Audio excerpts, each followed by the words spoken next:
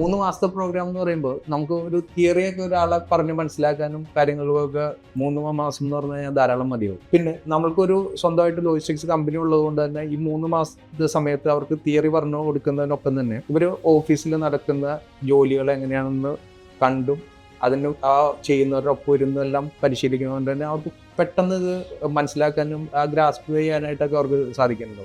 അപ്പോൾ അവർക്കത് പിന്നെ 6 മാസത്തെയോ 12 മാസത്തെയോ ഒക്കെ നമ്മൾ എന്തിനു വേണ്ടിയിട്ടാണ് ചെയ്യണമെന്ന് വെച്ച് കഴിഞ്ഞാൽ അവർക്ക് ആപ്ലിക്കേഷൻ ലെവലിൽ ഇത് ചെയ്ത് ട്രെയിൻ ചെയ്യാനുള്ള സമയം കിട്ടുന്നു. എത്രത്തോളം അവർ ട്രെയിൻ ചെയ്യുന്നു അത്രത്തോളം അവർക്ക് എക്സ്പീരിയൻസ് ഉണ്ടാകുന്നു. ബിക്കോസ് എല്ലായ്പ്പോഴും പുതിയ പുതിയ പ്രശ്നങ്ങളായിരിക്കും ഈ ലോജിസ്റ്റിക്സ് ഇൻഡസ്ട്രിയിൽ ഉണ്ടാവും. സാധാരണ ഒരു നോർമൽ പാറ്റേണിൽ നിന്ന് വ്യത്യസ്തമായിട്ട് ലോജിസ്റ്റിക്സിൽ എപ്പോഴും പുതിയ പുതിയ ഇഷ്യൂസ് ഉണ്ടാവും. അത് സോൾവ് ചെയ്യുക എന്നുള്ളതാണ് ഒരു ലോജിസ്റ്റിക്സിലുള്ള ഒരാളുടെ പ്രൈമറി ആയിട്ടുള്ള ഒരു ഡ്യൂട്ടി ആക്ച്വലി. അപ്പോൾ അത് അവർ എക്സ്പീരിയൻസ് ഗെയിൻ ചെയ്തുകൊണ്ടിരിക്കും. നമ്മൾ ആ എക്സ്പീരിയൻസ് ഉണ്ടാക്കലാണ് ഈ ഫീൽഡിൽ വേണ്ട ഒരു കാര്യം.